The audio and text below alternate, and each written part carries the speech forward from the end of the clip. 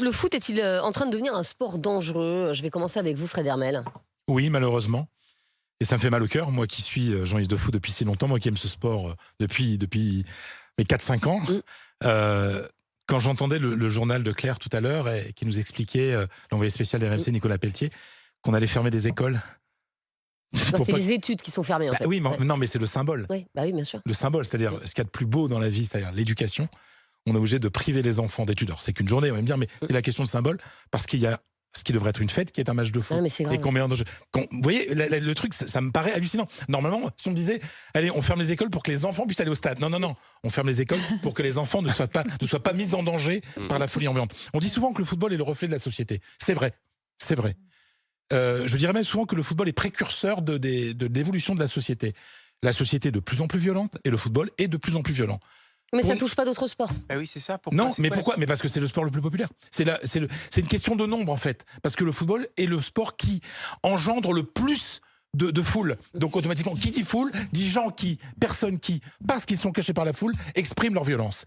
Et moi, je suis très énervé, notamment dans notre pays, la France. On parlera d'Espagne tout à l'heure, parce que l'Espagne a lutté contre ça. Le phénomène des ultras en France est mis en valeur par les clubs. Et mis en valeur par la presse aussi. Les médias disent, ah oui, c'est super, ils mettent l'ambiance, etc. Voilà, etc. Mais à cause de ça, au nom d'une certaine ambiance, on laisse parfois les clubs aux mains des ultras. Moi, j'en discutais avec un... Là, le problème, c'est pas les supporters marseillais. Hein. Non, mais c'est pas là, ce sont les mais là, Allemands. le problème, c'est les supporters allemands, comme sur Nice-Cologne, en fait. On sait très bien, il y a eu des histoires entre Nice-Marseille. Enfin, je veux dire, personne en France, même mon club Lens, il y a eu des histoires. Oui, c'est sûr. Et pourtant, Lens était un havre de paix. Et moi, j'étais écœuré. Il y a eu le derby. Il n'y a pas longtemps. Voilà, enfin, je veux dire, un moment, pendant le derby contre Lille, même là. Et je sais que j'en ai parlé avec certains dirigeants, certains présidents de clubs, et un président me disait, en fait, les ultras n'ont rien à foutre du club. Ils sont qu'entre eux, et ils veulent faire leurs petites histoires, etc. Donc aujourd'hui, oui, le foot est violent. Oui, le foot est dangereux. Et moi, si j'avais un enfant en bas âge, je ne l'emmènerais pas au football, malheureusement. Alors justement, avant de nous écouter, Emmanuel et Thierry, on a beaucoup d'auditeurs qui nous appellent, notamment des auditeurs de Marseille sur ce sujet. Je vais commencer avec Kamel, qui nous appelle de Marseille, justement, qui est médiateur. Bonjour Kamel. Bonjour. Bonjour. Kamel, est-ce que vous allez au match ce soir? Bien sûr, je suis abonné. Hein.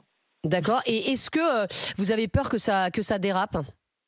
C'est pas que j'ai peur, c'est que ça va déraper, comme d'habitude. Mais c'est-à-dire?